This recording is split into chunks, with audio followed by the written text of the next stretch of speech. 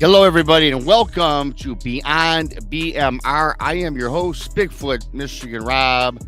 Joining me tonight is the lovely Krista from the Blondes and the Booze Paranormal Podcast. Tex has the night off.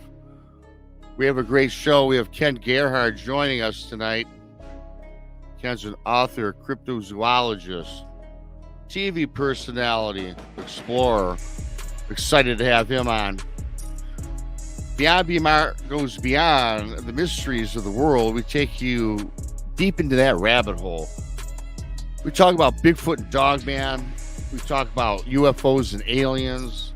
We talk about time travel. We talk about the paranormal. What we try to do is see how all of these different realms or realities come full circle.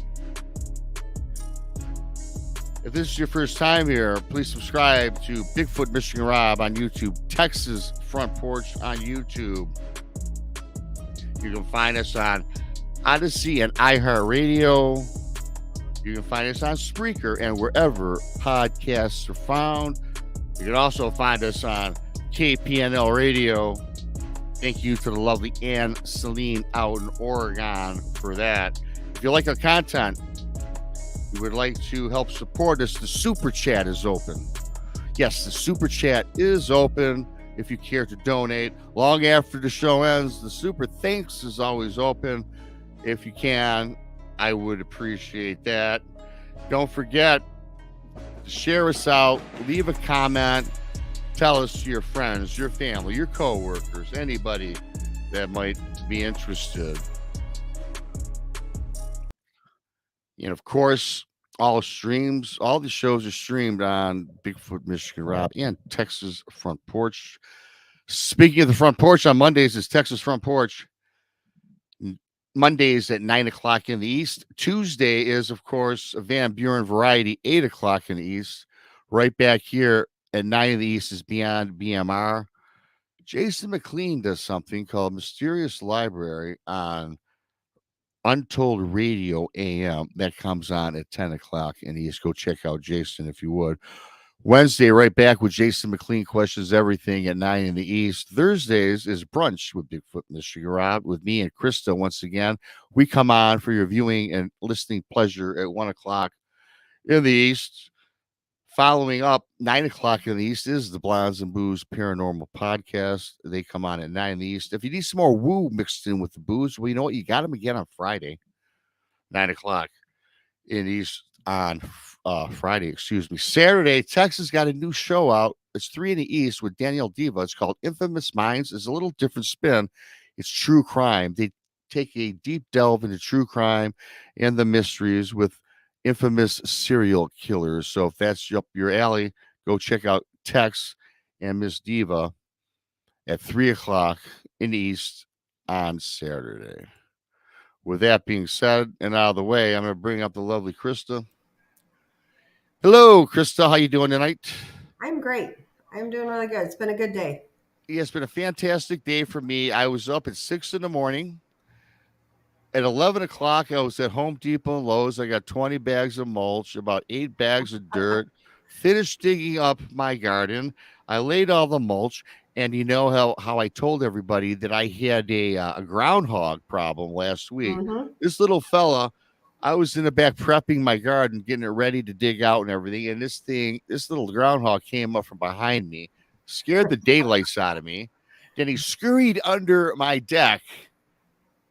And then I noticed under my deck all these trails where he was burrowing out paths to go back and forth. So apparently this guy has been there forever. So as most people know, groundhogs and gardens, they don't mix. Not to mention, I didn't want this thing under my deck. Right. So, and I'm an animal, I love animals. I don't want to kill it or shoot it. So I went online. I went to Home Depot. I went to Lowe's, and I found some non-harmful repellents for like deer, Right. rodents, possums, squirrels, raccoons, and of course Mhm. groundhogs. Sprayed that around the deck, and I laid this other stuff on. And I guess that I couldn't smell it at all. But after about 10 minutes, and I'm waiting and I'm kind of spying at at my deck area, and this son of a gun came out of there. He took off, went 50 yards over the fence, hopped into the neighbor's yard who has a pond, jumped in that. So, and I haven't seen him since for about 5 days. So Well, good thing. I feel a little bit better now about planting my garden because Yeah. I take a lot of time with this garden. And if the last thing that I want is to have it starting to come to fruition, and then get torn apart. You know what I'm saying? Right. Oh, Yeah. I do. Let me tell you though, at least it wasn't a skunk. We dealt with skunks that land between the lakes this past weekend. Yeah, and they came close, right into camp. Yeah, So and it I could love have been animal, worse. you know, and where I'm surrounded, I live in my community. There's a creek that horseshoes around our community. So there's a creek, there's running water, there's a wood line, and my buddy in back of me, my neighbor's got a big old pond with all these fish. So it's ample for wildlife, right? Right. But so it's the first time 2 years ago I had a big old rat that I had to get rid of. So which was I'd much rather have the groundhog than the rat because rats are Yeah. rats, right? Oh Who yeah. likes a rat? Well, Yeah. with enough of that though, we've got a fantastic guest, I'm excited. Ken He's a great. Gerhard. I'm making sure he's ready, and I am going to pull him up. Hey, Kenny. Hey guys, how's it going this evening? Good. How are It's you? Doing it's going well. great. It's going great. How you been? I've been well. Can't complain. A little busy, but it's all good. Well, Better busy that's than bored. So better to be busy than bored. And I got to tell you, I do want to thank you. I know you're a busy guy. You're all over the planet, the United States anyway. You're busy, and I do appreciate on behalf of the show and Krista for taking out your precious time to join us. It is appreciated. it's an Yep. honor to be here, guys. Thank you for having me on. Yep. You know, and again, we got Ken probably for the first hour of the show, so I don't want to get into the basic questions that everybody probably asks you to start a show. Although I do need to ask for a lot of people that don't know who you are, really briefly, growing up, what made you dive into the world of cryptids? That's the number one question I get is how did I get Yeah, into I all know. this? Now that's going to No, be the but last you're right. this the last It's basic pertinent. one. People It's wonder. pertinent, right? People wonder because it's it's an Mhm. unusual calling. It's just been a lifelong passion of mine.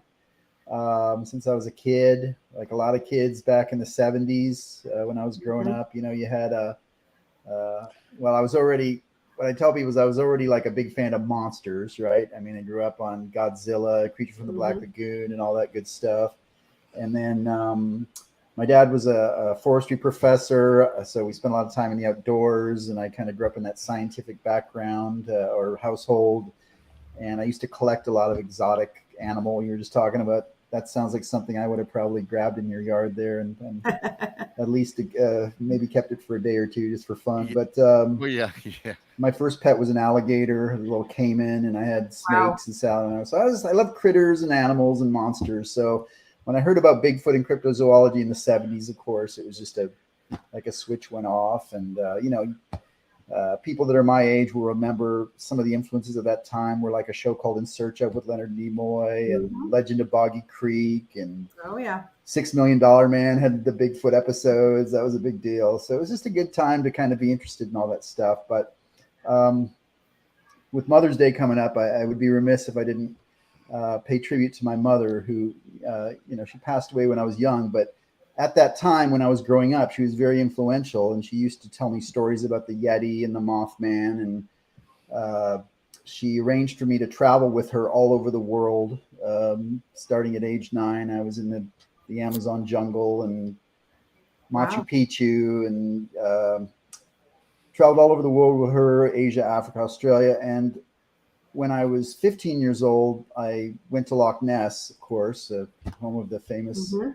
or infamous Loch Ness monster, Nessie. And that's when I tried doing field research. Even as a teenager, I was interviewing locals, and I had a movie camera, 8mm, hoping I would get footage of the monster camped out by the lake and stuff. So this has been a lifelong passion of mine. I never planned to make it a career.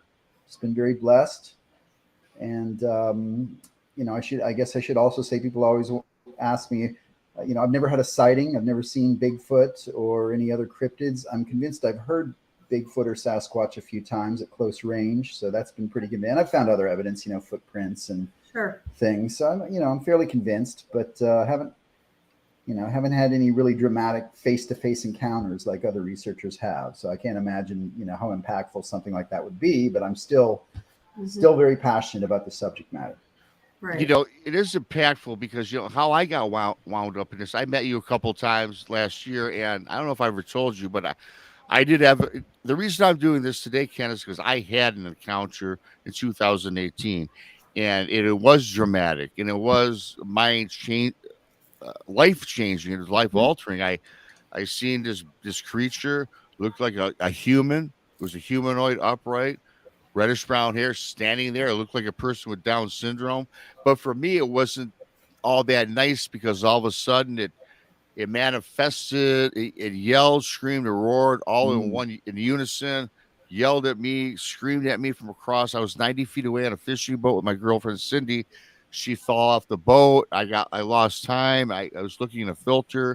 Wow. Then my girlfriend dies 3 months later after the incident.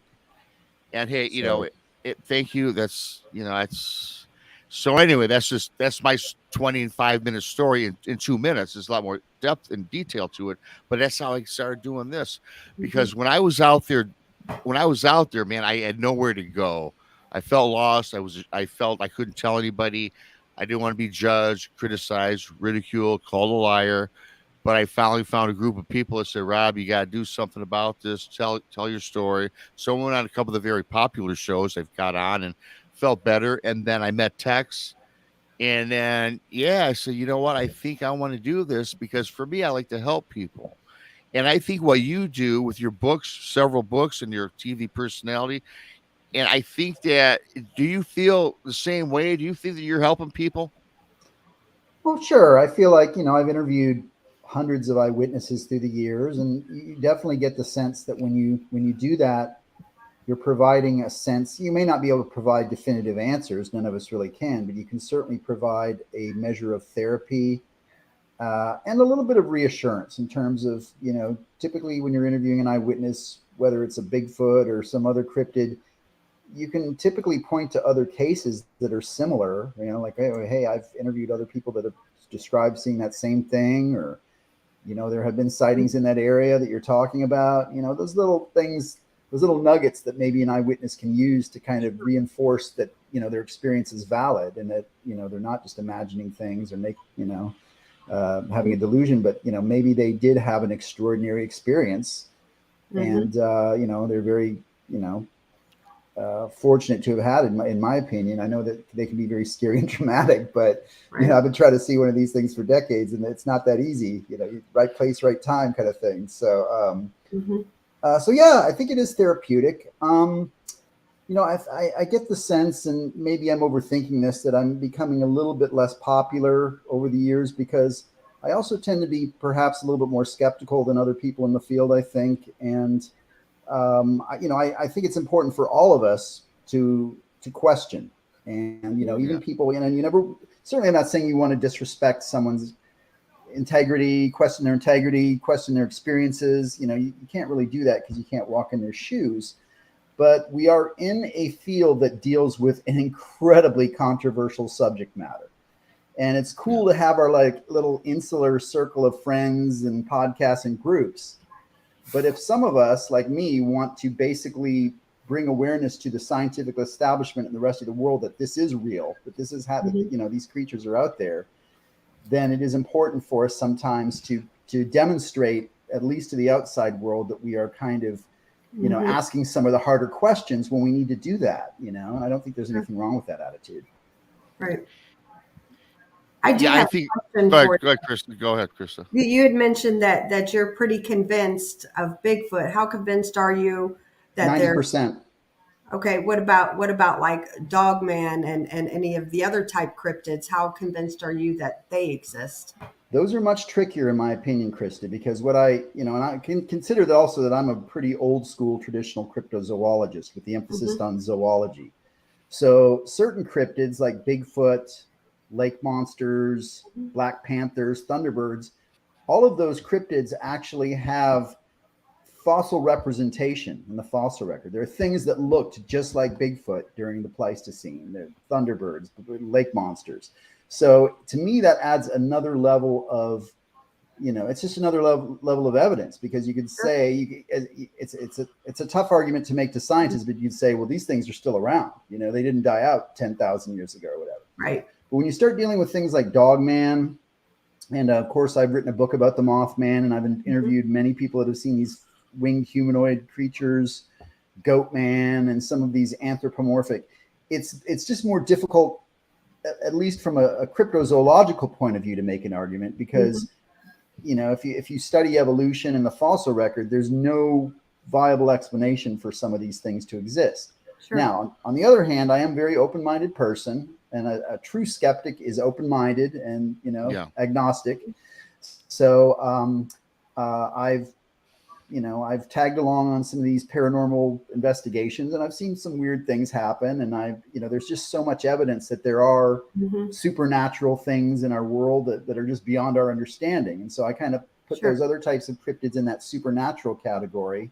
And I think that's borne out by the eyewitness accounts when you consider, a lot of the things that are residually attached to sightings of Dogman and Mothman. It's not just a sighting; it's sometimes a residual haunting or a weird mist or cracking, popping noises. Just all kinds of things that people describe, red glowing eyes. So I think it is a valid phenomenon in terms of, I think those creatures exist, but I don't necessarily lump them together with Bigfoot and other things. I think that you have to take each one on kind of a case-by-case basis based on the evidence for that particular creature or cryptid. Right. Okay. Yeah, I do agree with that statement. I think it is a case by case. Bigfoot is not Dogman. Dogman's not Bigfoot. They're not Mothman. You even hear tales about Lizard Man, Frogman. I mean, to a point though, when I started doing this, Ken, you hear all these things: Frogman, Goatman, Lizard Man. I mean, there's got to be a stop to some of this. Yeah, I know Bigfoot exists. I've seen it. Yeah, Gopher Man. Yes, I had Gopher Man in my backyard. I seen the Gopher Man. Nobody believes me, Ken. Nobody believes I've seen the Gopher Man. I'm sorry. That's okay. It's, we like to have fun, but it's all. Listen, Bigfoot, Dogman. Yeah, some of these other things. I'm a knower, right? I've seen it, but you have to have positive yet skeptical criticism of certain things, I believe. Yeah. Just think critically, and be open-minded enough to acknowledge that yes, there are supernatural. We may view them as supernatural now, but maybe 1,000 years in the future, when our science has advanced to the point where we understand what these mechanisms are and how they created. Now, I think you could make a strong argument that there's a connection between Dogman and Mothman and some of these other, they all perhaps are the same type of phenomenon, but simply taking different forms or whatever, if that makes sense, like shapeshifters or something like that. And I know there's a lot of different theories about that. Some of your listeners will call them demonic. That's fine. Some will say they're interdimensional. That's fine. We don't know. I mean, there's just, they're not from around here, I guess, is the thing that we all kind of agree on.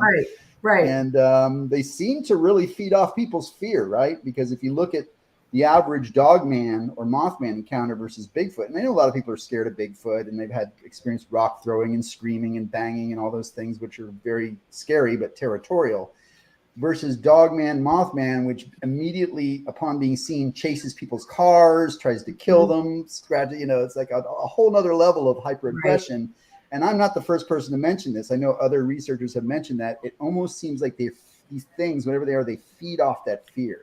Like they're trying to scare us and terrify us. I don't know. That's speculation, but it is, again, speculation perhaps, because it's funny you mentioned that, because that was one of my next questions I was going to bring up to you, is because I started doing this a couple of years ago, and I've done on Brunch with Bigfoot, Mr. Rob, I've done now almost 125 interviews, Wow. from Ron Moorhead to MK Davis and to some not so well known people, because anybody that has a story or a researcher I have on. And I also get subscribers to send me emails about stories, or thanks, Titan, for that. Appreciate it. So when I get these, when it seems like when it comes to the dog man, it's always like it seems like they just want to scare you. Like you said, Ken, they're running by the side of the car. They have this ability to Right. smile, as I've heard or read or heard from researchers, smile at you, and then but they're there to frighten you and take off or make you have disturbed images. They can put an image in your head of evil. I'm not saying it's evil, Ken. I don't know what it is. But on the other hand, then you have a Bigfoot encounter where a lot of people might think it's a scary encounter. But a lot of the stories I've had, it's just that they want to be left alone. If they're throwing rocks at you, or like what happened to me, if they're screaming and yelling at you, because they want you to get the heck out of there. I don't think they're as nefarious as maybe a dog man might be, from the perception that I've gotten across the board.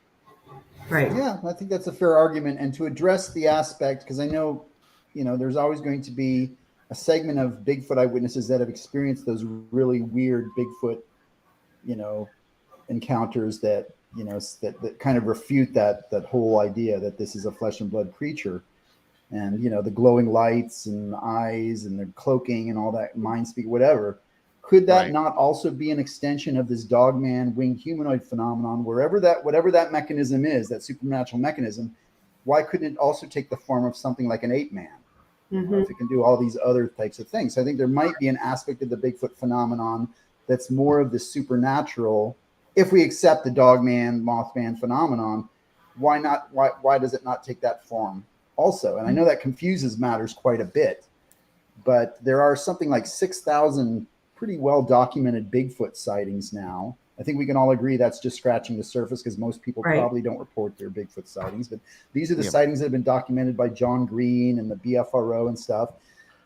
Something like 97% of those are pretty darn mundane. It's usually it ran across the road in front of my car. It was in the woods. It saw me and it moved away. It threw a rock at me. And you don't get as many of those really weird Bigfoot sightings unless you're kind of in the community that is drawn to the weird Bigfoot sightings, and that everybody kind of agrees that, so I don't know, again, just my opinion, but there might be two aspects to the Bigfoot phenomenon, I guess is what I'm trying to say. Well, yeah, your opinions are all stealing my thunder, because I was about to tell you that, your Bigfoot sightings and reports are mundane, right? Bigfoot crossing the road, peeking from behind a tree, saw a shadow with the yellow eyes in the background. They're all the same. But what I find, though, is, and hopefully if it's being reported, and hopefully the source that's reporting these are a credible source, you still need that data. I tell people all the time, I don't care if you give me 150 Bigfoot crossing the road, over the freeway, or peeked from behind a tree, because when people are researching, that is data that they need, right, Ken, to put together the data bank. Yeah, I would agree with that. You don't want a good researcher is not going to cherry pick. And I think, unfortunately, that's the trap that a lot of us fall into, is that we kind of pick and gravitate to the reports that kind of reinforce our own theories and things. But, you have to be open-minded to other, kind of span. And I've, told a lot of my sort of supernatural Bigfoot friends that, I go by evidence, and if someone can definitively prove to me Bigfoot coming out of a portal, then I will immediately accept that is a thing. You hear about it a lot, but we just haven't documented it. And I guess that would be the next step. Sure. It's just like, when I grew up, I watched Leonard Nimoy. I saw The In Search Of when I was a kid. I saw Patterson Gimlin. And me, as a young kid growing up, I did think that Bigfoot probably exists. That was just how I was wired. I believed in all these things. And then until you see it, then wow, it's real. Because I never had an encounter. I'd probably still be passive. I'd be like, flip a coin on him, right? I do have to ask. Titan sent a nice super chat, so we're gonna go off script. We're not off script, but I'm gonna tail away his questions, because I'm gonna Hey, brother Ken, your thoughts on the son of Syphili? Have you found credible evidence for their existence? Great show, and blessings. If you want to give your quick thoughts on that, if you could. Well, we're talking about dog-headed men, right? That's basically Yes. Yeah.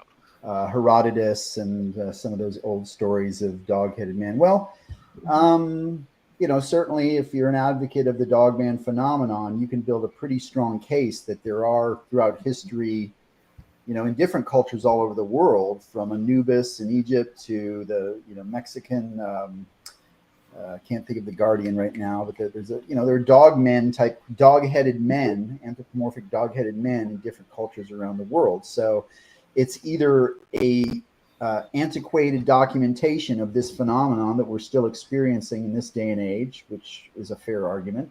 Mm-hmm. I guess if you were going to, and this is just kind of a different spin or a take on it, but in terms of interpretation, right? And we have to keep in mind that all of this phenomenon is open to interpretation that is going to be kind of selective based on our individual biases and perceptions and opinions. At one time, there was a theory that these dog-headed men that Herodotus and other, maybe it was Alexander the Great, some of these old explorers talked about seeing races of dog-headed men. Well, keep in mind that up until about 30,000 years ago, we shared this planet, Homo sapiens shared this planet with a subspecies called Homo sapiens neanderthalensis. And they were human, and they had a very large brain capacity, and a little bigger than ours, in fact, but they were built very differently in terms of having a very robust, skeletal structures. These are all adaptations for their harsh environment they lived in. But the skull in general was kind of more of like a bigger, squarer kind of, skull, because they had these very high cheekbones and olfactory and things like that. So, and also Homo erectus, which lived up until about 40 to 90,000 years ago. So these were early humans, but they didn't have this big cranial vault here in front that we Homo sapiens have. So their heads may have looked more bestial. I mean, They probably had a level of intelligence, but so that's one possibility too, is that if ancient humans had encountered primitive human species like Neanderthals or Denisovans or Homo erectus, they may have interpreted them as looking more like an animal human hybrid type thing, as opposed to something they were used to looking at. And they were presumably a little bit more hirsute and hairy and stuff too. So, it's just a theory, but that, maybe some of those cynocephalic creatures that are described in these ancient texts were actually ancient surviving hominins, like Sasquatches, but maybe a little bit more human or something along those lines. But again, this may have been documentation of the kind of the dogman werewolf phenomenon hundreds and thousands of years ago as well. You made mention earlier today that you never seen a Bigfoot or a dogman, but correct me if I'm wrong. Did you not, however, come across what you thought was a thunderbird? No, I've never seen one. No. Never seen one? No. Or the nothing like, or terrorists or anything like that. So I thought I've written about them, and I've interviewed a lot of people. I know other researchers that have claimed that they've seen them, but no, I haven't. Maybe it's from your first book. One of your first books was something about the flying humanoids. I haven't counted one of those either, but I probably want to count one of those less than anything else, to be honest.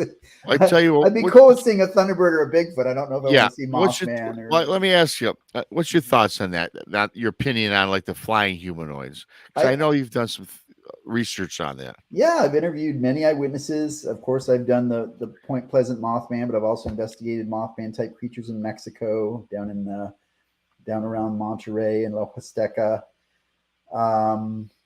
I think it's the same, and I'm surprised that people that are big into the dogman don't discuss this. But I literally think, and I'll steal some of. I see Barton's in here. I'll steal some of his thunder. He calls them inhumanoids, but I think the Mothman, the winged humanoids, and the dogman are the same exact phenomenon. If you study them both, the parallels, and you interview witnesses of both, which I've done, you can draw a lot of similarities in terms of like the traumatic impact that people experience. Again, like the residual paranormal activity. Sometimes after a sighting, people will have experience like poltergeist activity or their dogs acting weird, or, you know, so it seems to me like it could be this pretty much the same exact phenomenon, just taking a different form, you know? So, and I don't know, it would be beyond my abilities to speculate, you know, why it would do that, because we don't even know what this thing is. It's kind of beyond our comprehension. But one interesting aspect would be whatever this phenomenon is, if it has a type of intelligence, perhaps it somehow draws from our minds, you know, the scariest image that it can put together in that moment, something that it knows is going to, you know, whatever kind of monster it is. You know, we all have our monsters in our imagination. Those are the scariest ones, right? The ones in your imagination. What if this phenomenon is able to draw from your unconscious mind those images and, you know, materialize, like almost like in our reality, like a hologram or I don't know. It's pretty cosmic, far out stuff, but I think that's it is cosmic. But you know, it's interesting, and I time and time again though, Ken, I've had people. Again, I've talked to so many people. This is where I gather my information is they're sitting and they get some of these messages. I mean, I'm not saying it's telepathy or mind speak or anything like that, but they come across some of these things that they feel that it's not a flesh and blood thing when they've come and seen a dog man or a Bigfoot. They feel that it's just something that's not part of this world. And some people will even go back to say demonic. I interviewed Ron Moorhead about a year ago, and I was awesome, gracious to have him on the show, of course. And he's been doing this for so many years. And he told me, Rob, for the first 25 years of my research, if you would have came up to me and said that you think that Bigfoot, we'll just say Bigfoot is part of the woo or supernatural, he would have told me to turn around and walk in the other direction because he wants nothing to do with that. He says after the last 25 years, he's now, you know, he wrote that book, The Quantum Bigfoot, and now he's kind of, what I love about him, he doesn't have blinders on, much like yourself, open-minded to anything. Now he believes that it's something that could be not only supernatural, perhaps from a different world. I mean, what's your thoughts on that? Wow. Yeah. I mean, it's all pretty far out stuff. I like Ron too. I spent a weekend with him last year. I work with him sometimes. We get along great. We sat out on his, you know, we were in a cabin up in the Smoky Mountains last year. We sat out one night and basically just went back and forth on this kind of stuff. You know, I respect the years that he spent doing research. Obviously he's been in the game for years or whatever. He's a smart guy. He's experienced some pretty crazy things. The one thing that I'm hesitant about, and, you know, I don't want to sound like a broken record, but I talk about this all the time, is we really have to be careful when we're forming our opinions about this stuff, to be aware of the fact that there are certain things that please us in terms of, like, you know, finding like connections between things. Right. And so, you know, I talk at nauseum about apophenia, which is a condition that we all have. We evolve. This is the way our brains evolve. Sometimes it's easier for us, and on an unconscious level, we want to find meaningful connections between things that are completely unrelated. But it pleases us to think that, oh, well, maybe those things are connected. It makes it easier for us to process a concept, for example. So like aliens and Bigfoot, they kind of cover the same territory in our minds in terms of like their iconic mysteries. They kind of stretch the boundaries of what we believe to be reality and this and that. And I think for a lot of people, if they think they can put those two things together, it kind of solves a problem, doesn't it? Because it's like, now I'm just researching Bigfoot and aliens. It's okay. It's one thing. I got this, you know, instead of like having to worry about two problems. Now you only have one problem, you know? So, I don't know. I don't think, and I think as much as I respect what Ron has done, this is what I always point out to people, that Ron would acknowledge that there were some Bigfoot researchers that started back in 1956, Some of your listeners will remember the names: Renee DeHinden, John Green, Peter Byrne, who's still alive, Bob Titmus, later Dr. Grover Krantz. All of those guys spent from 40 to 60 years researching Bigfoot full time. They were out in the field constantly. That's all they did with their whole lives, was researching the Bigfoot phenomenon for 40 to 60 years. That's 4 to 5 guys. None of them in that 40 to 60 year span ever concluded there was a connection between Bigfoot and UFOs. Mm-hmm. Now, people could make an argument, well, they didn't want to hear that. So if someone came to them with a UFO report, I don't know. I think all those guys were pretty much open-minded enough to at least acknowledge that there might have been, or write about it, But the fact that none of those guys ever reached the Bigfoot UFO connection, and if you trace the history of that hypothesis, when did that really pop up? 1970, the 70s and before, and then it kind of has gone through a different stages where it becomes more or less popular. And again, I'm fully advocating the possibility that the UFO quote alien phenomenon is real. I'm not saying that that's a bunch of bunk.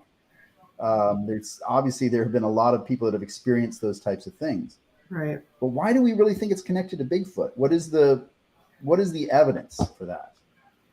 The fact that we can't find Bigfoot, is that enough evidence to say that it's with aliens? I mean, if it's from an alien, if it's an alien, why does it have hair? And why does it look just like things that evolved on our planet 1 million years ago in Africa? So I don't know. It's not impossible, I guess. Yeah. But it just doesn't, the evidence doesn't really point very strongly to that, in my opinion. Yeah. In my opinion, do I think Bigfoot is an alien? No, but I do think Bigfoot is more than just a flesh and blood being. I think it's got other abilities, perhaps supernatural, explaining the cloaking in this, but not even getting into that. What you were speaking on, I hear so many people tell me, hey, Rob, I was in the forest, I saw these 3 orbs.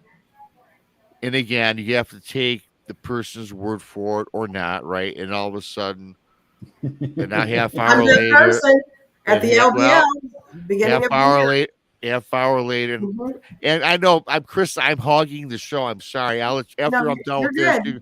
That's all right, though. I'm not like Tex. Raising my hand. I'm not like Tex. That person I'll let you talk. The orbs. I'll let you talk. But you're good. Orbs materialize. Bottom line, Bigfoot appears or some other cryptid. But there's many reports like this, and as I stated earlier in the show, I take down every report, I write it out, put it in the computer, whatever, and there's like many of them. Now it's either people are all making this up, or it's kind of, I don't want to call it evidence, I don't want to call it factual, coincidence, right? But I don't believe in coincidence, so I'm trying to filter through what is real and what's not. Right. Yeah. It's all any of us can do, really. Well, and when we saw some kind of creatures peering out of trees, and then, however, we saw orbs right after that. But who's to say, I'm a paranormal person. I've done ghosts in my life. So this cryptid stuff is just in the last few years for me. Who's to say it wasn't 2 separate, and it was that Land Between the Lakes. It's full of ghosts. It's there's so much history there. So who's to say it wasn't ghosts that was the orbs, and it wasn't actual cryptid or whatever. I'm not even saying what we could have even been seeing shadow people. It was nighttime, but we all seen it, so I don't know. However, it did really move me to the woo side. I will admit that. No, you're right. A lot of people have described that. I have a couple of to reinforce something you said. I was with some Native American gentlemen a couple years ago, and we were talking about, why do people describe seeing the red eyes glowing in the woods? Right. And these some of these Native American guys said, "Oh, those are Indian spirits." Like, it's no big deal, It's like, that's not Bigfoot; those are Indian spirits. Now, I'm not the biggest paranormal person, but if you're going to take the word of someone, you may as well be a Native American whose culture has been on this planet, on this continent for 10,000 years. And if it's like just so nonchalant, like, oh, those are just spirits, it's like, okay, that makes sense. But I have another theory about the orbs, which is the possibility of them not being necessarily related. But think about this. How many people are actually out in the woods in places like the LBL late at night doing surveillance and looking around. Would you say that's a common thing that people do?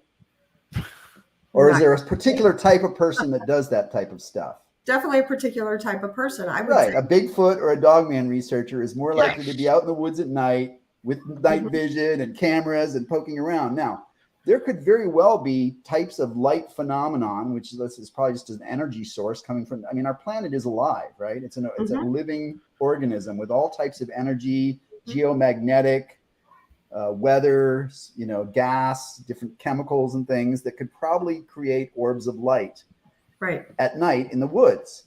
And the people that are seeing those more than anyone else would potentially be Bigfoot and Dogman researchers, because they're out in the woods at night in these remote areas looking around. So I don't know. Some of that may be connected. You're right, because it seems like a lot of people see the lights, in conjunction with creatures, like Chris is saying. So I've heard that a lot. But I think there might be other examples where people are just out looking for Bigfoot or Dogman, and they see like an unusual light phenomenon that people aren't real familiar with, and they, again, it's that apophenia in the mind that's like, oh, this has got to be connected to what I'm looking for, So, but who knows? Again, it's all speculation. Right. And that's the crazy thing about what everybody does. If you're interested in this field, or if you're a researcher, an author, or just a podcast host, talk to many people, we just don't know. And as soon as you think you have your hands wrapped around something, you really don't. No, you don't. We're all looking for the same thing, but however, I don't think until we meet the good Lord himself will we all know the answers. Ken, I got to ask you, Ken, and you probably aren't going to answer this, but I'm going to ask you anyways. TV personality, plethora of shows you've been on. During filming or during any of your episodes, any show you can bring up, doesn't matter to me. Have you, during filming, actually had actual evidence or heard anything while filming, like a whoop, a howl, an unusual sound, found any tracks that's that you can talk on? That's a good question. Let me think about that for a minute.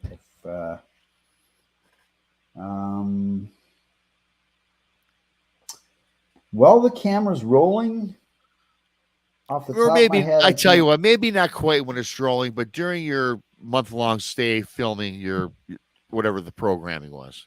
Well, I've definitely experienced like whoops and wood knocks and grunts and moans and howls and all kinds of things like that. I don't know if those will always align with and keep in mind also, when you're out filming a TV show, typically they're on a pretty tight schedule.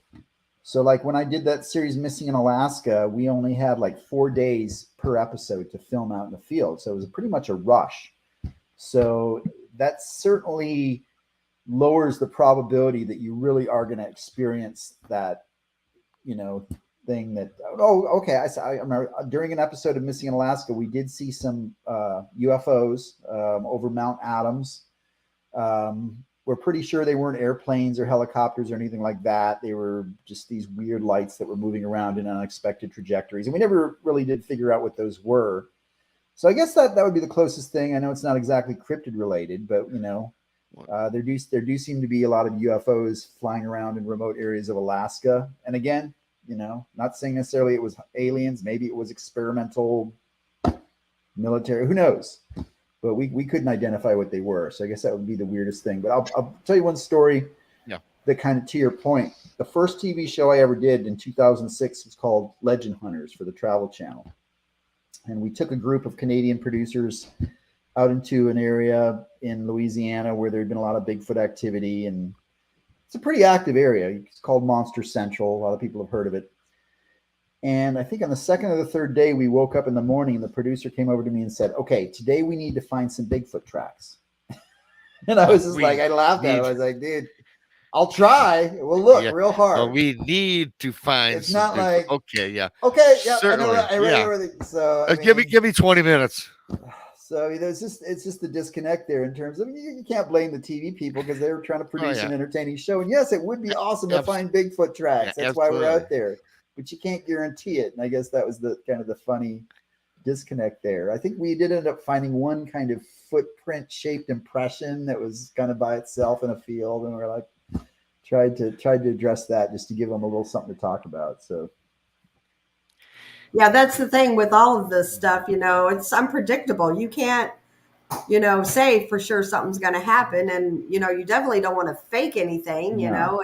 So, yeah, producers are crazy. Yeah, you produce, and I was going to ask you, you don't have to, and again, has nothing to do with what you do, Ken. You have it with ghost hunting, you have it with cryptid shows. But let me ask you though, for the people that are dedicated researchers or the people that really have seen these cryptids, do you think that there's too many shows out there? Because quite frankly, I get it. It's entertainment first and foremost. But do you think with so many flooding cable, whatever you're using for media, do you think that maybe hinders research a little bit? Because a lot of people, because let's face it, we have the Jack Link's commercials with Sasquatch. No one takes that seriously. You're probably going to see a dog man food, in the next 5 years, right? I mean, you think it kind of cheapens research and makes it harder for the staunch researcher? That's a fair question, Rob. I think at times it seems like maybe there's a little bit too much saturation, particularly of shows that are kind of similar. On the other hand, I think it's good in terms of, it basically raises public awareness to the reality that people are having experiences that are still unexplained in this day and age.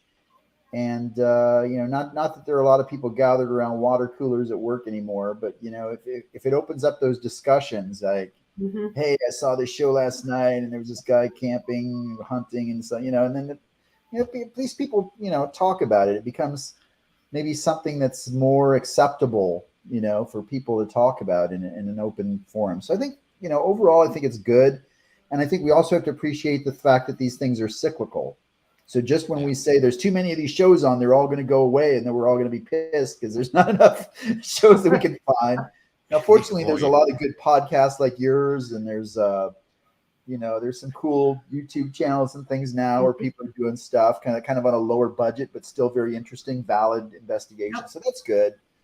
But careful what you wish for, I guess, because I think we always want to have at least a couple of marquee shows on TV that we can talk about and kind of follow along with and stuff. So. Yeah, for sure. Because I think less is more, right? I mean, with anything though, not just the subject we're talking about. Yeah, to me, you could definitely make that argument. I agree. Yeah, most definitely. You have a couple questions for Ken before we have to let him go. Okay, why don't you know what, I've been talking all day, Krista, go right ahead. No, you're good. You're good. I'll let you go. Philip Miller asked, do dogmen run in pairs or by themselves? Both. I mean, from what I've found, I've interviewed lots of witnesses in recent months. There are people that claim that they've encountered them solitarily, and then there are other people, eyewitnesses, that seem to be, several in a group. Yeah. And I've even heard, and most of your listeners are probably familiar with the hierarchy in terms of the different variants and things that people talk about seeing. Right. I got a thought on that, but go ahead. Okay, no, go ahead. I just interviewed a guy that said he saw a family unit, what he believed to be a male, female, and a juvenile. So that's kind of an example of a grouping, I guess. At least that's how he interpreted it. What do you think, Rob? Why are there so many different types or variants? I think there are a lot of different types, but my comment is more poised at this. I've seen that variant chart. It's probably was made in 1980. I think they got to update it. Linda Godfrey was not a fan of the variants.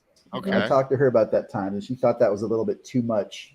But I've heard other people say, when they see the variants that they might be mistaken for something else, like maybe a gugway or something like that too. I've seen like the Dogman one. Variant 1 is this. Variant 2 is this. And I'm reading. There's like 8 variants. One's got a pug nose. One's got a snout. One's got a wide nose. One possibly could be Bigfoot. Now you look at that and you're like, And again, no offense to the people that put out the chart. I give you your respect, but to me, I think it's a little too much. Mhm. I don't think there's 15 types of dog, man. I think there might be different breeds. I think there's different species of perhaps a Bigfoot. I think there's different families, just like there's different Americans, African Americans, Chinese Americans, Asian. I think Bigfoot probably is similar to that. I think they're a socialized creature. I think that they run as a family unit. But Mhm. I don't think one Bigfoot looks like another Bigfoot. They're different Well, like us. keep in mind when people encounter particularly things like Dogman, the snot that they're literally having the snot scared out of them at that moment, which is Yeah, probably makes it a lot harder to remember accurately. Because I mean the yeah. supercharged emotions, the adrenaline, the fear, and then after the fact they're trying to remember it, and the mind is a funny thing, so it could certainly maybe take you in directions that Yeah. Yeah. that And aren't again, actually. too, that's such a great point too, Ken, because people feel reports, they're scared out of their minds, Mhm. and a lot of this could be to misidentification. Perhaps it was a bear, right? I mean, nobody wants to hear that the Bigfoot story was a bear, but let's face it, a lot of these reports probably is a bear or a moose, the ass end of a moose. Some percentage of all cryptids are composite identity. I think there are actual mysterious creatures at the root, Mhm. but then you're always going to have to allot for a certain percentage being misidentification. And sadly, a certain percentage are people either making up stories or, you know. So, I mean, it's kind of all of them. Dogman, Bigfoot, I think they're all kind of that collective of different types of Mhm. experiences. Yeah. Couple things. We're gonna have to let you go pretty soon, Ken, because you took a lot of time out of your schedule today. Get that. We got Ken only today for an hour, and then we have a special guest after the break. Well, one thing, overall snapshot. What's your overall view on cryptids in general? Right, just the overall. They exist. They don't exist. I know you mentioned it earlier, but is this something well worth researching? You think we? Oh yeah, yeah. I would say, at least from my perspective, and again, I'm more of a conservative cryptozoologist.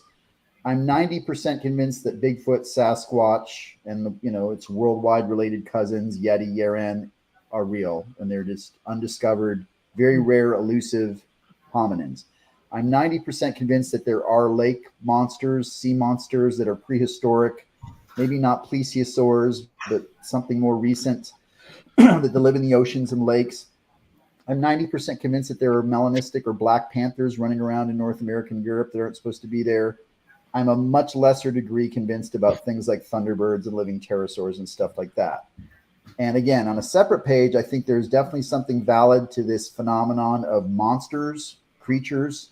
I think that one is a kind of a level beyond our current ability to understand exactly what's going on. But we should still investigate it because it is, people are having valid experiences. And I think that we have a lot of dedicated people now that are kind of working together and forging these alliances and trying to figure out what the heck's going on. So I think it's definitely worth pursuing. Ken, not to rush you. I do have your Loch Ness Monster book. I read it, and it was a great book. Anybody hasn't gotten Ken's the Loch Ness Monster is awesome. I read it. Now you are a prescriber. You think that some of these it's a possibility, right? Oh yeah, Yeah, yeah. absolutely. They're very consistent eyewitness descriptions across the board and dating back hundreds of years and similar types of lakes and habitats. And there's sonar evidence. And if people read my book about Loch Ness, a lot of people focus on the photos and the sightings. There's a See lot now, of convincing sonar evidence at Loch Ness and in other lakes of giant 30-foot things swimming around under the water that well, aren't supposed to be there. So, Right. well, what I liked about your book is, yeah, the photos were fine. Your book was cool. I like the history that you provided up until when you got into it, Mhm. because if you look at the actual Nessie and you go back and date to the history that you provided, a lot of it does shape up and make a lot of sense. So I recommend y'all get all Ken's books. Mhm. In fact, with that being said, Ken, if you'd like to let us know where we can find you, find your books, and any kind of conventions or conferences you're going to be at upcoming. thank you guys. Appreciate you having me on. Great questions from both you guys and also in the chat room. So, thanks to everyone who listened in. I have a website, kengerhard.com. I'm also on social media, Facebook, Instagram, Twitter. I have a YouTube channel, an Amazon author page if people are interested in my books. Mhm. And I have a bunch of upcoming conferences. This weekend, I'll be at the West Texas Paracon in Ballinger, Texas. Next weekend, I'll be at the Kiamichi Mountain Bigfoot Festival in Oklahoma. Wow. I'll be in New Jersey next month. I'll be in New Jersey, Spokane, Washington, and West Virginia Bigfoot Festival. So hopefully I can see some of you folks out there at some of these events. And of course, at the Dogman Conference. Oh, yes. Yeah, Denver. let's not forget that Labor Day weekend. Sorry, Rob. Yeah. The Dogman Cryptid Conference is being held just south of Lake Worth, home of the Lake Worth Monster here in Texas. And it's going to be a full weekend. Tons of amazing speakers. So, yeah, it's going to be a good one. Yeah, Ken, it's always a pleasure. I've met you twice now. Well, twice on the internet and twice in person. It's always great talking to you in person. Also, such a great interview. I do appreciate you taking the time out of your busy schedule. Yeah. Hopefully, I'll see you this summer at one of those conferences. I'm going to try to make at least one or two. Unfortunately, not the Dogman one, but you know what? Life does go on. Fantasy football, 27 years. I got to do that. I can't give up on that. Everybody in chat, thanks to Ken Gerhard. Yes. Krista, BMR, we're going to take our 5-minute break. We are going to come back with a special guest. Once again, Ken, thank you so much. I appreciate you, buddy. And I'm sure I'll be talking to you soon. Yep. Thank you all. It's good to Thanks, meet you. Krista. All right, buddy. Thank you. Okay, bye-bye. Right.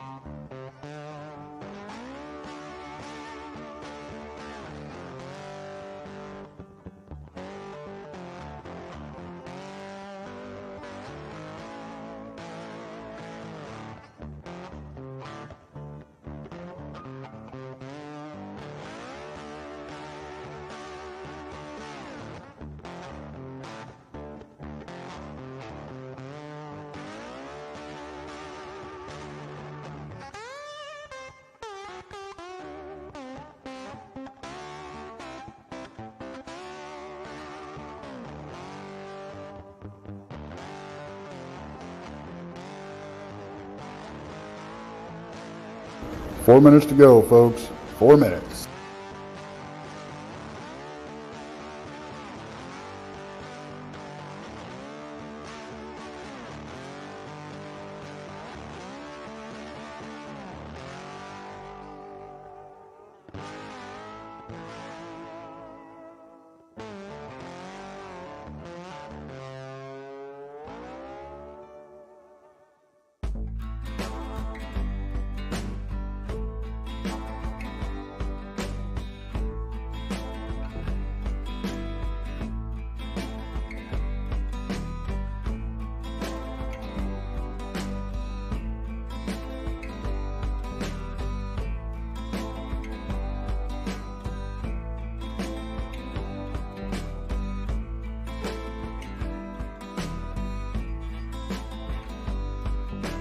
Three minutes. We're almost there.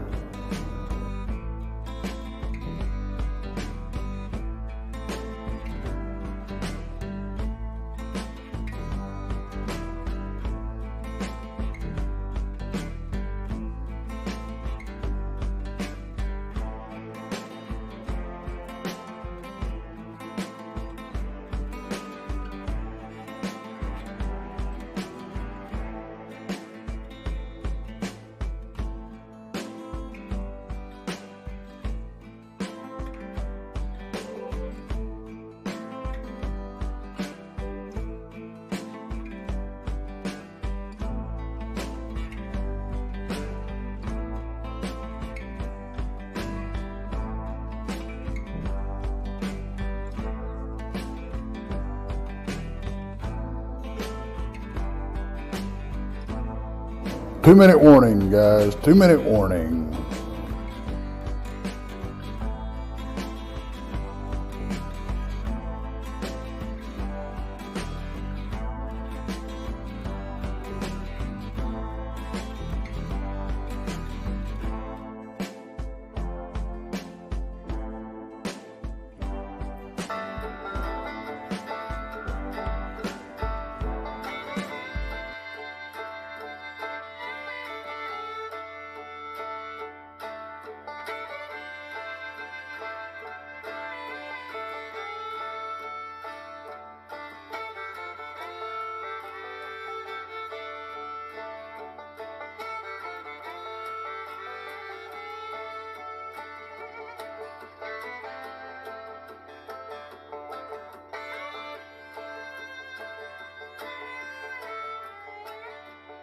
1 minute.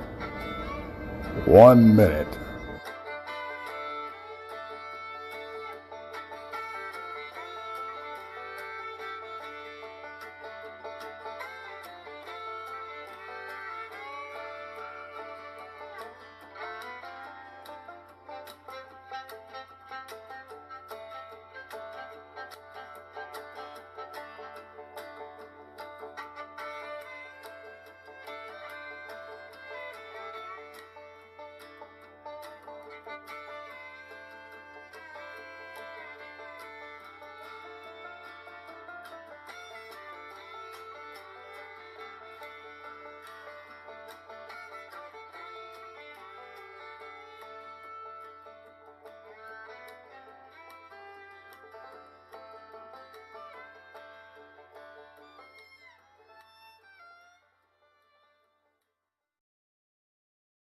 Hello, everybody. Welcome back to the show. Fantastic show. Ken Gerhard gave us 52 minutes. Well, 53 and a half, Randy. I'm sorry. You're going to have to do a little extra editing, I think, but I had to hold him on as long as I could. And speaking of Randy, he says that my next special guest is mean and doesn't play nicely. I don't know about that, Rando. I don't know about that. I'm gonna bring up Krista. Hey, Krista. Do you think that our special guest is mean and doesn't play nicely? According to Randy. Well, maybe to some, but she sure isn't that way to me. I love Rando. She's just nothing but a sweetheart to me. And yes, our special guest is Brandy. Brandy, make sure you're looking. Yeah, she's smiling, looking good, ready to come on. Here she comes. So I'm already starting to laugh, and I'm not even on yet. Hello, Brandy, Swiss Miss. Hello. I thought I better come back on again since last night the power went out. I saw, you know. But if anybody could pull it off in the dark, it was you. Yep. I'm like, well, here I am. You shined through brilliantly. She hung on. I like your matching peach top, and you're always, color coordinated. I try to be.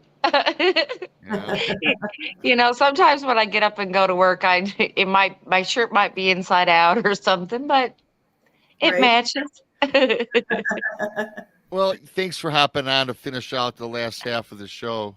Yep. Because I wasn't going to cut it an hour. Absolutely. So. Well, I had missed everything, and then I'm running around trying to sit down. My daughter, she had her concert tonight, so that's where I was. So I'm running around trying to get on. But here I am. Well, my thing is I specifically said, do I need to do the show downstairs, or is everybody going to be quiet? Well, everybody was quiet until my kid comes home during the middle of the show. Dogs kept barking, so that's why I was on mute. So I apologize to everybody. And Rob, I wasn't apologizing to you to talk. I wasn't going like that talk. I seen orbs. I was waving my hand because I was the one that seen orbs. No, that's fine. Yeah, I know. That was my point. I was getting at. Well, I didn't know how deep we wanted to get with that. So you're coming up with a great show. When is that particular episode airing? Our episode will be Friday on the Land Between the Lakes. Yeah. Yes. I kind of want to get into that. Maybe we'll do a little, just a little. We can do a teaser, but we'll do a little teaser. And Randy wants me to stop sucking up to the ladies. Randy. Oh, but Randy does have a valid question here, Brandy. Do you have AC? I do not. Oh my Lord! And look at you. You look calm, cool, and collective. How about that? I'm sweating bullets. You just can't see it. Well, I don't see it. So yeah, looking good. So yeah, girls. So you guys you had a big weekend. Yes, we spent our weekend at the Land Between the Lakes with Bart, Letitia, War Criminal that's in chat, Jonestead Farms that's in chat, several others actually, Elijah and Gabby Henderson, and it was very eventful, very, very eventful. Yeah, there really wasn't a dull moment, honestly. No. Nope. It was quite active, and I will say we had some paranormal activity happen, and 2 different cryptid and humanoid type beings were seen by multiple people. So that's all I'll say. 2 So different. now, were they inhumanoids or humanoids? I would. I Well, I had to ask that. Barton's in chat. right. I go by what Barton says, so I'm going to go with Barton's philosophy and say inhumanoids. Inhumanoids, absolutely. I've Um, I've spoken with Barton a lot in the Hmm. past 7-8 months. That Inhumanoids, he's I think he's spot on with so much of that. So Oh Barton yeah. Nunnally, go Yep. check out Barton's YouTube channel because he's got some great information. Absolutely, he He's does. got he did this interview that is just spectacular. And I'm not going to tell anybody what it is. You got to go to Barton Nunnally, subscribe, and just go look. He's got several cool interviews. Yeah, he does. And I And highly honestly, recommend. he's a wealth of information when it comes to this kind of stuff. He's open minded, but yet he's still on the skeptic side a little bit. Just yeah. Well, like we're talking with Ken, and he's excuse me, we're talking skepticism and all this. Hmm. You can't be like Tex always tells me, Rob, you always say that phrase, you believe everything. Well, I do to a degree because I'm the type of guy that's seen something physically. Hmm. I've seen something manifest into something else. So I've seen it with my own 2 eyes. So I don't believe everything, but I'm more open minded than ever because first of all, cryptids exist, ghosts exist, aliens exist, the paranormal, the ghosts exist, speaking to the dead exists. All Hmm. these things exist. My biggest question is why do they exist and how does it relate? How I believe we were asking Ken, I think they all relate. I do. Yeah, I just I feel like there's some kind of connection. What that connection is, I just don't know. And I guess that's why I keep wanting more and going back. And I want answers. However, as I said with Ken on there, I don't believe the answers will come in my lifetime. well, Well, and Tex you know, says they're coming in his yeah, lifetime. yeah. Yeah, Well, I did catch some audio where I believe that some of this became intertwined, and yeah. we just didn't realize it. We Okay. did not So, realize it at the time, and we will play some of that audio on our Friday night show. But I will tell you this: Martin Groves was there with us, and he listened to our audio, and he feels like we captured a portal opening This Well, you think you on can't? You seen it now? Oh, you heard it on the audio side? yeah. yeah, it's very strange. Very Yeah, strange. I'm Yeah. wondering how that would work. A portal, something you'd have to see, but to Mhm. hear. Now that's really We interesting. didn't see it. We didn't even hear it with our ears. So Mm-mm. But in the audio, something was captured. yeah, Oh like yeah. 3 Oh different. yeah. You guys both heard it, played it Yes. over. Yeah. I understand. Yeah, and we'll definitely play that on Friday night show so everybody else can hear it I'm too. not going to have you guys give it away, but here's what I think. If I were to hear, I'll a tell you portal- backstage. Yeah, well, I know for the show we can't. Yeah, I'm sure you'll give me the 99 in the back. But if I'm thinking I'm hearing a portal, it would sound to me, and this doesn't sound strange. I'm envisioning a suction device.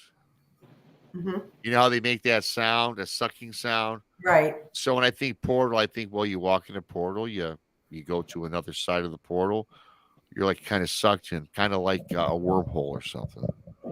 Am Yeah. I far off? Am I off base with that? A Okay, little fine. bit, little bit. This is where it gets confusing because it sounds like something we hear every day. It was just out of place. Right. Yeah. We Yeah, were this is something that you Yeah. don't hear when you're standing in the middle of the woods. You Okay. just broad daylight. don't. Well, And now it In wasn't the Now it daylight. wasn't a vacuum cleaner. no. No. No. However, it was broad daylight, like she said, in the middle of the woods, and Wow. yeah. So pretty crazy. Yeah, but I mean, I can spill what I did that I enjoyed. I'm a rock hunter. Yeah. I look for rocks. So I have my water boots on and I'm standing out in the middle of Hematite Lake looking for rocks. Yep. And then at camp, she was looking for rocks. I was looking for rocks. Yeah. And I Like, found well- a whole bunch of hematite. Yeah. That place is just, it's full. Yeah.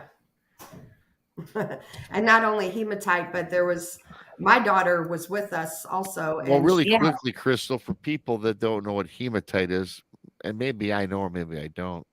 What is that exactly? Hematite. It's a stone that, and the properties are, it's good for like clear and negative, to bring in positivity and that kind of thing. And my daughter had thought she had hematite and came home and put 2 different apps on her phone and checked it out. Well, she ended up bringing home black tourmaline and obsidian, which are both protection stones. So that was a cool find that she got, And the hematite is something that Native Americans would use for arrowheads because it is a smooth type stone. So they would chisel it down into arrowheads because it was just a great thing to use for that. There wasn't much to it. Because like I Okay. said, the rock itself is very, very smooth. Yeah. So actually, I'm going to impress Letitia and Barton. I know Letitia's in chat. I don't know Barton. That's what, if you ever watch their videos, that's what he's looking for. Is that what that is when he looks for his arrowheads? But not Is that necessarily, but it is could be one any of the type of things. stone. It's one of them, though. Yes. See, I Yes. just learned something there. Well, very good. Yeah. Yep. So there was a bit, and then I had everybody looking and everybody was looking for it. And it was really a good time, but it was really a history lesson too, while we were out there. Yeah. And, there was just a lot of conversations, but so many things happened that it wasn't a normal like trip. Cause normally if we go out or something like that, you find a few things that happened and some of them are minor, but to us, they're still major. But this weekend, I don't know what was happening. Mm-hmm. God, you guys, I have so many questions that I just can't ask. Yeah. What type of show is this if I can't interview my 2 blondes? Okay, we can go back to the. Now you were invited to Listen, come this weekend. Well, Hey, I'm could have gonna witnessed it. listen. I'm so intrigued. But you did mention, Chris, so you let the cat out of the bag earlier. You said you saw orbs out there, right? That led to what, may I ask? That where we really seen all the orbs was our trip back in January to the LBL. However, in camp, I don't want to say too much, but we just seen some weird things kind of up in the wood line. So well, let's talk about something we can't talk about. Okay, I'm game. When you went to Malverna Manor, did I say that right? Malvern Manor, yeah. You guys find anything over there? So Malvern Manor, I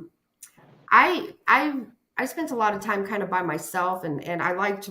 There's a nurses station, and there's been a known black entity to come out and like charge people, and I was trying to lure him or it, whatever, she out, and I was unsuccessful. However, I did like have footsteps and things like that.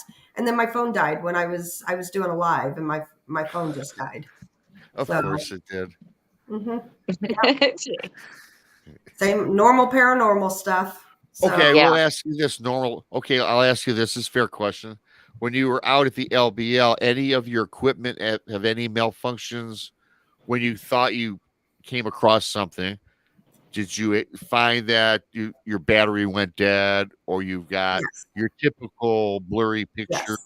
Yes. Brandy went through how many flashlights in just an hour? An hour, 3. Mm-hmm. 3. I had 3 different types of flashlights, and each one of them kept dying immediately. You know, they would stay. I used the first one, I think, for about 45 minutes, and then it burned out. And then the All second brand new one, batteries. All brand new yeah, batteries. yeah, the second one I had was Not probably purchased at only Walmart. 15 minutes. Not Right. from Yeah. the dollar store batteries either, right? They were, No. Eveready's, Duracells. Okay. Yeah, I mean, I had just replaced all that stuff before I even showed up. I was like, I'm gonna stop buying batteries because this is getting expensive. You know, and it's I couldn't believe it. The one was the first one was I was like 45 minutes. The second one was like 15 minutes. I didn't even get much out of it. The third one finally stayed on, thank goodness. Because that was it. Yeah. So, and I purposely brought 3 different types of light, and 2 of them just died. I will say this. So Friday night, when we got there, Brandy didn't come until Saturday morning. So I had taken my daughter with me, and so Friday night, Ava and I had the cabin to ourselves. And I told her, just the known activity out there at the LBL. I said, if you have to go to the bathroom, wake me up. I will go outside with you. And so it was early in the morning, and I was not facing the door when I was sleeping. And I heard what I thought was Ava get up and go to the door. And I was getting ready to jump her for not telling me, getting me up to take her out to go to the bathroom. And I turn over and there's nothing there. And I look up and Ava's sound asleep. Wow. So I don't know. I can't explain that. Yeah, she was calling me at like 6 o'clock in the morning. Where are you? Where are you? You won't believe this. I'm like, I'm getting there. I'm on my way. Yeah. Right. I was, Susie B, who's pretty cool. She's always in chat, and the message already scrolled past, but she asked, and I never thought about this either, you guys, is, how we always talk about the batteries, running out, they're brand new, boom, an hour drained, your cell phone drained. She brings up the point, why not just bring lanterns out? Mm-hmm. Well, or something. I'm just saying, I'm just trying to spitball because, how frustrating it has to be for you guys. Flashlights running out. It is. It's terrible. It's terrible. Yeah.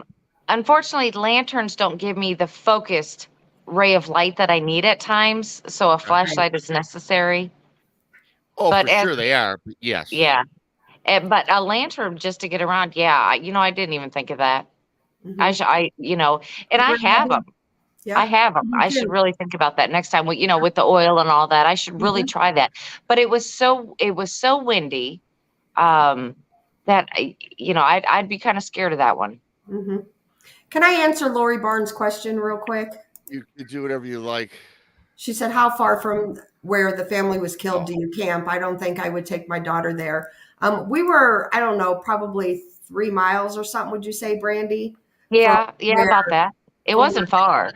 And honestly, Lori, everybody that I go with is very safe. And I'm a true believer that there's safety in numbers. So there is nobody walking off by themselves. And Brandy also had her daughter there. And I did.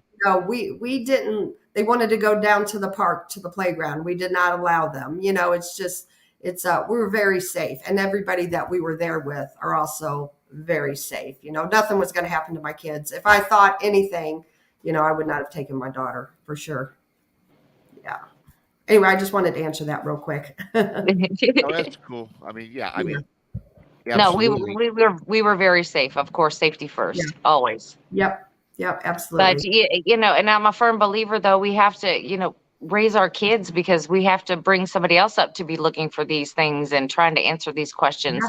I mean, we're not going to be able to do this forever, and they have to learn. They have to learn some time, but that doesn't mean we're going to throw them in the fire. That just means everything that we do with them is very, should I say, centered and secure. So they don't have don't have to worry about anything. Yeah. Yep. So we just, they're the next generation. So you want to teach them right, because both of our kids are into paranormal, and now after this weekend they're both into the shooter side, the cryptid type side. So Right. Right. just Yeah, the cryptid side. You just brought that up, which is kind of cool. I was going to ask you guys because several months ago, whenever we met you guys or whatever, you guys are, the Blondes and Booth Paranormal. And now you're dabbling in. Now you guys, I think you've been twice to the LBL since I've known you guys already. I think at least I've once been for 3 sure. times. So you guys see a lot of differences now. A lot of it kind of like I was talking about how everything comes full circle. So you guys are seeing it firsthand from being 2 paranormal people. Now you dig the cryptids, right? And you guys really are seeing, not that they're the same, of course, but you're seeing that there are familiarities, right, and connections. Absolutely. I think that's so awesome. I believe there is, and once again, I did not look up at the sky. I should have, and I said this last time. Next time we go back to the LBL, I'm gonna watch the skies too. No, I didn't. I did. I did. I had time to do it, and I didn't see anything strange this time. Yeah. This time. So in reference to that, yeah, I wholeheartedly believe they're all connected somehow. Mm-hmm. Ghosts, cryptids, UFOs, all of it. Yep. And I had this is just a little insight to what I was doing. I had a trail cam out and the wind was blowing. So of course, every time something moved, my camera went off. And, there's always the big debate about infrared and then passive, infrared and which would be better and if they can actually see it or they couldn't see it. Anyway, I put it out there about 2:00 in the morning. And what time did we get out there, Chris? About 7. I think it was about 7. Yeah. And my camera had taken over 6,000 pictures. What? Yes. Yeah. Over 6,000. So I'm going through them and I could see, a little leaf and then I'd see a bug. My biggest thing was I thought, okay, a skunk is going to come up on this because we were seeing problem. Yeah, there's a skunk problem out there for sure. So I thought, well, the biggest thing I'm going to find on here is a skunk. But I'm seeing a few things on there that are not explained. I know what a bug looks like in IR light, and it was taking pictures in bursts of 3 so I could actually watch them move. But I was also seeing things that would pop in and pop out with no movement. There was no lightning. There was nobody camping behind us. There's nothing else to explain these things that were showing up. So I got to dig into that a little bit more this week and see exactly what I'm looking at because it doesn't belong there. Yeah. You guys have, again, I can't wait for you guys' show Friday. We're all going to have to tune in. Blondes and Booze Paranormal Podcast Thursday, Friday at 9 in the East. Letitia says, you've seen all these things, which we're going to find out on Friday, but yet you didn't see the big orange moon. Yeah, that was weird. So the moon that we saw there at camp and was just a normal, huge, beautiful, like normal white colored moon. And Martin Groves even made a comment about how pretty the moon was. Yeah, he made me see. He never said it was red or orange. No. However, the people that were out in the field and had these encounters, their moon was red and orange. It could have been, and we missed it. I'm not saying that. So if anybody else out there saw a reddish orangish moon on Saturday night, let us know. But yeah, it's funny because Letitia's, made that comment in chat. I read it, so it's probably some funny thing. But now I'm putting 2 and 2 together here. Dogman, the LBL, the blood moon. That's not a good mix. No, right? It was weird because they were talking about the reddish orangish moon. I'm like, well, we didn't have that here, or I missed it. I'm not saying we didn't have it. No, I didn't see it. And the thing I didn't see it. And the thing was, Martin Groves, the way he was sitting, he was watching the moon because he made several comments about how pretty the moon was. He would Yeah, have. he said, "Come here, Brandy, come look at this. Look at this moon. Do you see it?" And he's like, "You gotta stand right here." And I'm like, I'm looking at it, and it was big and it was beautiful. And I'm like, yeah, that's nice, but I didn't see any red or orange or anything in it. Yeah. Wow. So that was just kind of weird because all of the ones, there was 4, I believe there was 7 of them that went out, Yeah. and in 2 different vehicles, and they all witnessed the red orangish moon, where the rest of us didn't. But doesn't that go to show you guys this? Like, let's say there's 4 of us, me, Brandy, Krista, Tex. Let's say they were in the woods. Mm-hmm. 2 of us might see something and I might not. But that just goes to show you that everyone sees differently. And we're talking about the moon here, you guys. Up, Yeah. the moon, right? Isn't that weird how everyone's perception of things are different? And how you really do, like we were talking earlier about skepticism or just vetting things and making sure of what you're seeing. Isn't that strange how something as simple as the moon that you can't recognize? Yeah, it's crazy. I don't know. It was just weird. That whole night was full of weirdness. Yeah, well, I'm sure it was. I just can't wait. I gotta fast forward till we have 2 more days left. 3. I know. Just imagine how we feel. Friday's show. It'll be on Friday's show, not Thursday. I can see you both. You're both sitting there, like I can see. I want to tell. I can see your Krista. You're beaming from your mouth is like this. I gotta say something. And Right. Brandy's just doing her best to to stay cool, I should say. Yeah. I had to do the same thing last night because Tex started asking questions, and I'm like, I can't. I can't. Because we're still putting our evidence together. Yeah. We're still reviewing it and looking at it, and I don't want to say or speak on anything until I have it and go, aha. Right. I have the perfect piece. Yeah. So we have I've got Wednesday that away. and Thursday to comb through it all to get all your everything, get all your ducks in a row. Yeah. Like I said, 2 weird creatures were seen within, just a few minutes apart around the same area on the same road. It's just weird. Okay. So you're saying 2 weird creatures. 2 different at 2 different 2 times. different creatures. So I'm not gonna say Bigfoot and Dogman. I'm not gonna ask you what it was, but 2 weird different creatures. Do you think that? How should I ask? Do people see these creatures together commonly? Nope. No. I'm like, no, they don't. No. So it's an oddity. Right. It was witnessed by 2 different teams. Okay. Pretty much in the same time frame. I think they were maybe 5 minutes apart on the road. Probably. Okay. Yeah. Were they So bipedal? I mean, and one of them, I've never heard of it being in that particular area. So this one that we're going to talk about is new. So let me ask: were they on 4 legs or bipedal? I can't tell you a thing. Did they have an oversized head with long pointed ears? Well, Barton not just going says, to say. this is what Barton says. He says, one of them had wings, Rob. That's all I'm Oh, Yeah.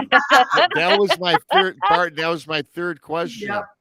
The wings was coming next. He read my mind. Thanks for that. Yeah. He had wings. Yeah. Yeah. Probably wasn't an angel. No. No. Letitia will say I no. don't Actually, think there's many angels. Letitia at the and- LDL. Letitia and Anna and Michelle are the ones that saw that creature. Yes. All right. Yeah. The Well, all-lady team is the one you that did saw say that one. Well, hey, Krista, you just say creature, so that's kind of, I'm looking forward to this. I Mhm. can't wait. Yeah. We'll I know, tell you it's- backstage. Yeah, I'm sure you will, Yeah. because I'm not going nowhere. It's like it sounds like a mystery in that we don't want to say anything. It's just we can't. Well, Not you yet. know We've what? got to get all of our stuff together. Well, you guys are lucky because I was going to ask another big question live on air, but we are coming up to our hour and a half. And Yes. quite frankly, I'm glad because I want to talk to you guys backstage. Hi, everybody out there. No, but hey Chris, we had a great show. Everybody tuning in. Ken Gerhard, first hour. As it went how I thought it would. It was fantastic, and a lot of good information packed in that show. And And as always, to answer Lori's question real quick, yes, it was under the orange moon. Yep. The night of the okay, orange Lori. moon. Yes. Well, Lori, you got to tune in Friday at 9:00 in the East. In fact, I didn't do it at the second half for those coming in. Monday's Texas Front Porches at 9. Tuesday, Van Buren Variety, 8. This is all Eastern Standard Times. Beyond BMR, 9. Mysterious Library and Untold Radio by Jason McLean. That is on Wednesday, and that is at 10 in the East, followed up by Wednesday again. Jason McLean questions everything at 9 in the East. I'm trying to do this faster and faster. Brunch with Bigfoot, Mr. and Rob. 1 in the East. I got to tell you guys, Thursday, Krista, Mike Bluer, my guest, Susie B, if you're still out there, she gave me the lead. She goes, hey, Rob, she sent me this video. He goes, Rob, this is a lot like your encounters. So I'm like, cool, Susie, thank you. And once again, Susie, B, thank you. I watched this video, and my God, you guys, and everyone knows my encounter. This guy who's coming on Thursday because of Susie, his encounter is crazy scary, almost as scary as mine. However, a lot of things that happened to this guy exactly happened to me. So everybody, brunch with Bigfoot Mission around 1:00 in the East. Yes, this will be fantastic. And thanks to Susie for turning me on to that. So that's, and then that night is the Blondes and Booze. This would be basic Blondes and Booze. We want Friday. The Blondes and Booze are on Thursday and Friday at 9. Yep. And then, of course, Tex does his Saturday afternoon, 3 in the East. Danielle Diva, Infamous Minds. Yep. With that being said, thank you to everybody in chat. Thanks to Titan. Thanks for Derek for the super chats. Thanks to Ken Gerhard, if he's listening. I love everybody in chat. Without you, we wouldn't be doing this. And until next time, for Krista and Brando, BMR, we're out.